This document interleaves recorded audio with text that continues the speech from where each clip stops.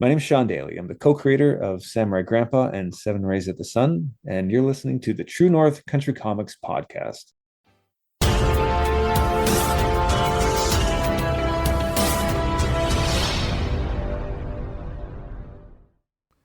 Welcome to the True North Country Comics podcast, dedicated to promote Canadian comic book and graphic novel creators and supporters. I'm John Swinimer. On this episode, I chat with Shawn Daley about his comic books and art planned for his exhibit at Toronto Comicon. Please like and subscribe to this website by hitting the subscribe button so you'll be notified about new podcast interviews and article posts.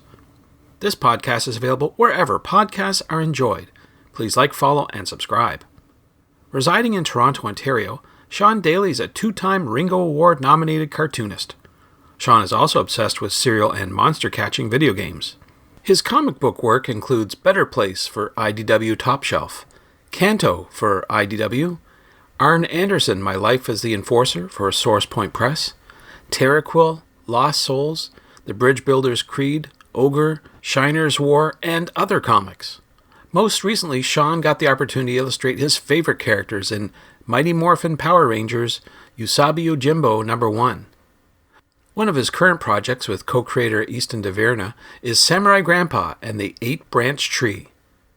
Samurai Grandpa and the Eight-Branch Tree is a magical story of family, love, loss, and soul-searching, wrapped in a celebration of old-school samurai drama. The story goes like this. At the end of his accomplished life, the samurai has one last tale to tell. Before Ojichan's soul can find peace, he'll need to recount a tale of old to the ancient god of judgement, the Gravekami of Scales. For some, death is only the beginning, but what does fate hold for the fading soul of this broken old samurai? Ojichan must now tell a tale of what mattered most over his long life. And so, without further ado, here's my chat with Shawn Daley about the comic books and art planned for his exhibit at Toronto Comicon 2025. So, Shawn Daley, thank you very much for taking time to chat with me. Yeah, thanks, Shawn. Always nice to chat. Always nice to catch up. Absolutely. And I tell you, we got to catch up because you've been going gangbusters since we last chatted, that's for sure. Busy as a beaver. But before I go with all the questions, I would like to know, what are you reading today? What's on your bedside reading table? Oh, God. There's about 30 books, which isn't an exaggeration, just sitting there right now, waiting to be read. Right now, I'm reading Full Metal Alchemist. It's an excellent manga. It's been around for a while. I think I'm on like the 9th book out of 20-something. So it's been an adventure. And another manga called Pluto, which is this really cool take on Astro Boy, kind of for a more mature audience. It's very, very good. The artwork is amazing. And other than that, I'm rereading Dragon Ball, which seems to just be perpetually on my table in some way, shape, or form. And I'm reading a fantasy novel series called The Stormlight Archive by Brandon Sanderson, which is not a comic. It's just, it's just some good old fashioned, dense, crunchy fantasy. And I love it. Wow, I don't know how you do it. Keep it up with all that reading and all the other stuff you got to go. And speaking of that, you've been really busy. So I want to talk about some things that we missed or that I missed talking to you about. And the first off is Mighty Power Rangers Usagi Yojimbo crossover. Can you tell me how that happened? Yeah, so I was posting on social media some comics that I wrote and drew. It was kind of like just for fun. I just needed to write and draw some short stories to get them out of my head. And I was just posting them for free on social media.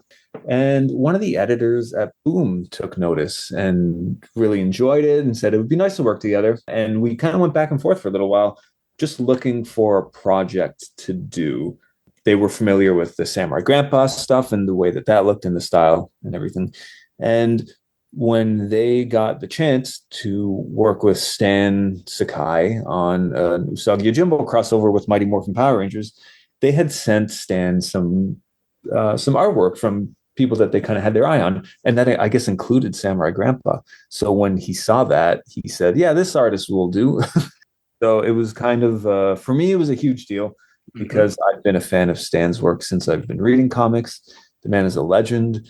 His work is just above the mountain peak. It's up in the clouds. It's so incredibly wonderful. So to get a chance to do that, it was a dream come true. And I am a huge Power Rangers fan. I have all of my original action figures kind of lined up in a case over in my living room. They've been there forever. I've had them since I was like 6 years old. Yeah, so I'm a huge fan of both properties. So for me, it was just unreal to be able to ask to do something like that. I bet. I mean, that's a tremendous feeling when you get recognized by someone that legendary in the industry. That must be tremendous. Yeah, it was very wonderful, and I'm very humbled by it.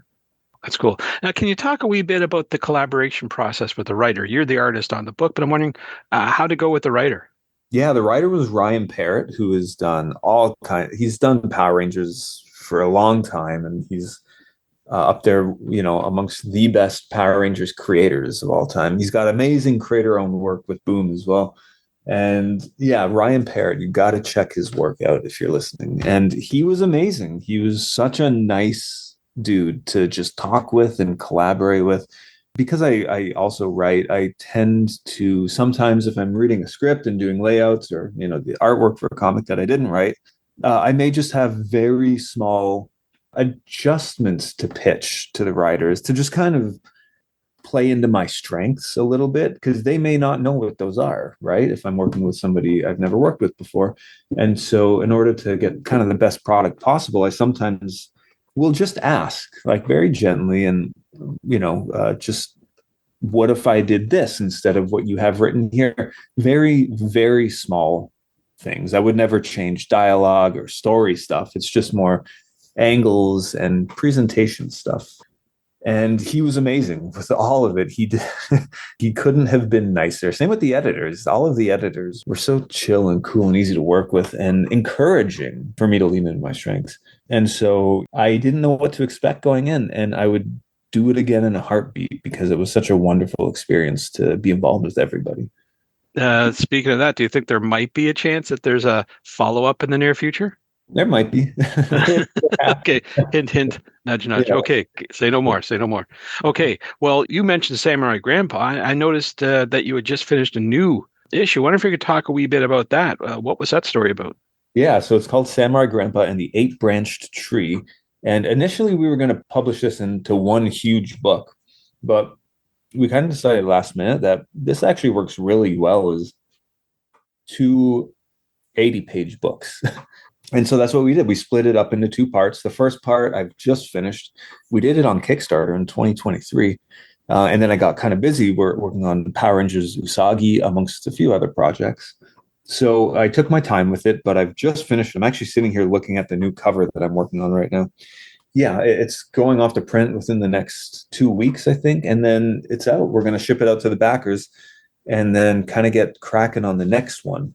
So this book actually takes place when the main character, his name's Ojichan, is learning how to be a father. It's actually a prequel to Samurai Grandpa, because, yeah, the first book was about him being a good grandpa.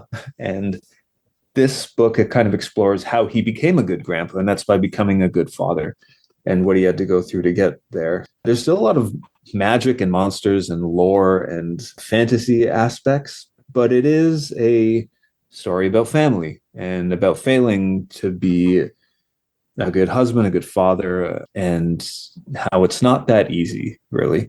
So that'll be out soon. We're just going to get ready to ship that out. Cool. That's great to hear for sure. And I can't believe this. You've still got time to work on another project, and that's a follow-up to the Seven Rays of the Sun. How's that going along? Good, good. I'm about 30 pages into the artwork. The book's going to be about, I think it has 80 pages of art, and then I was going to do an additional 10 to 15 of backup material.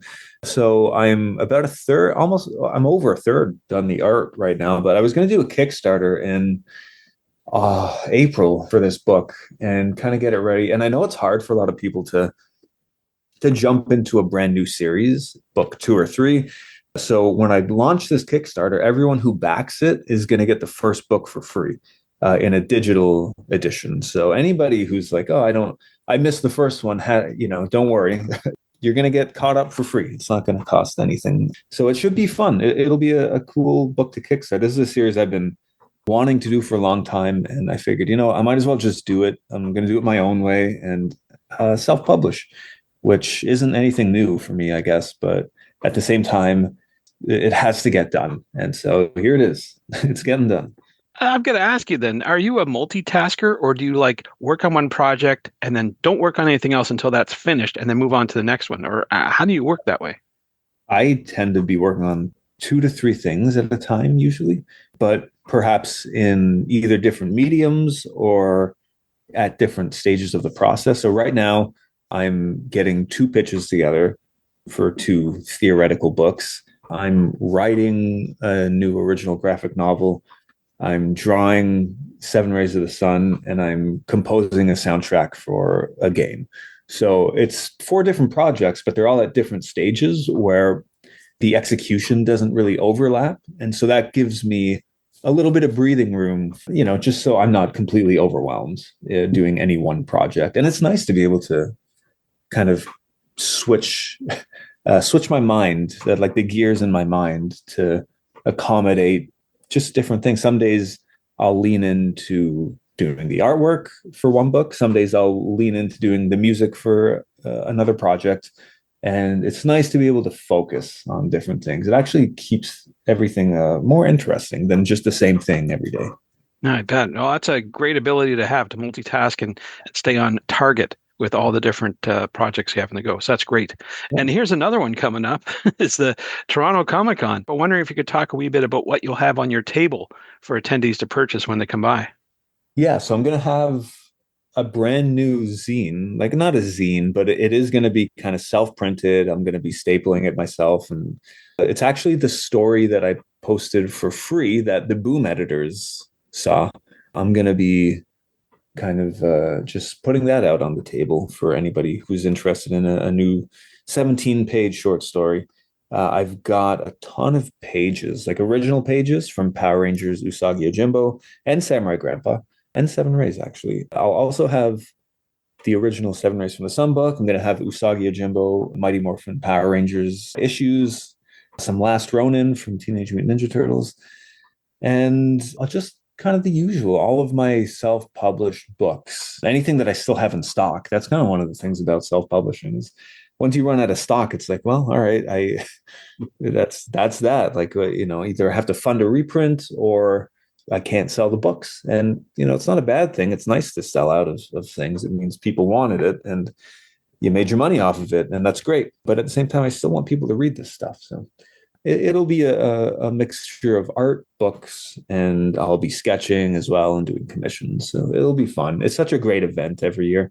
And it's so nice to be able to kind of see the local creators and hang out for a little bit, even if it's just like a quick passing hello. It's just nice to see faces of the Toronto comics community. I think we talk about this every time we chat, but like this community is so strong here in Toronto for making comics. And it always blows my mind when I see just how much, how many people are just working in comics here in the city.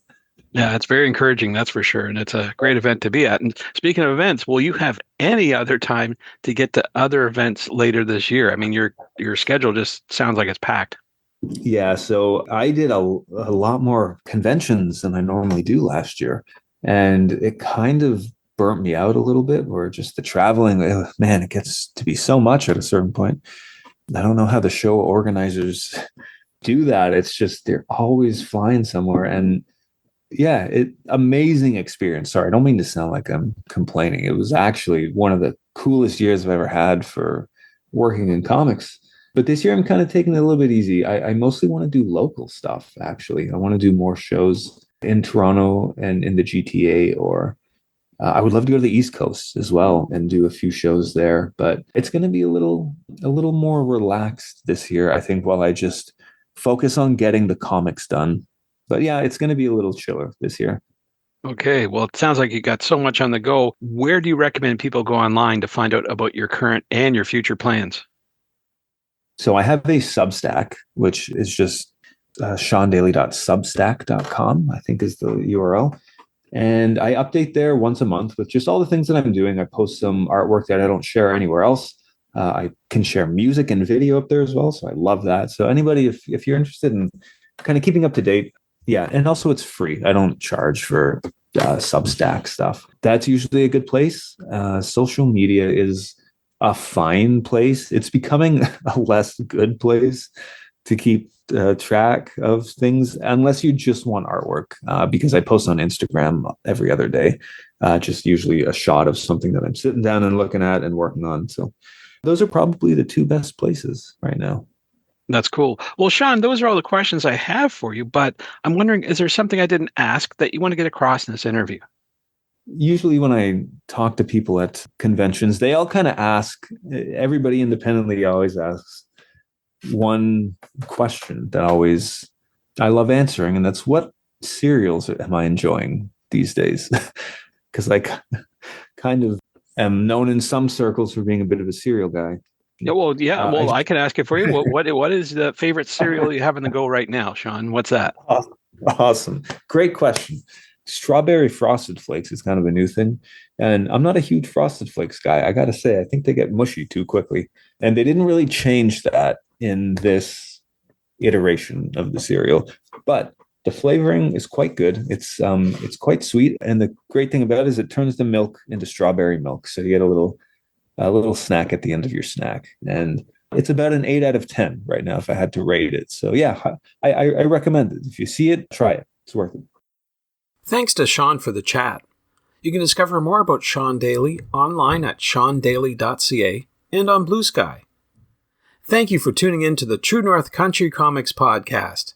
I invite you to visit the True North Country Comics website to listen to even more conversations with creators on making comic books and graphic novels. I encourage you to subscribe via the website so you'll be notified about new podcast interviews and article posts. This podcast is available wherever podcasts are enjoyed. Please like, follow, and subscribe. You can follow along True North Country Comics on most social media sites, and you're encouraged to send any and all feedback to John at truenorthcountrycomics.com. Thanks for tuning in, and come back soon for another episode. Bye for now. True North Country Comics podcast is copyright True North Country Comics, copyright 2025.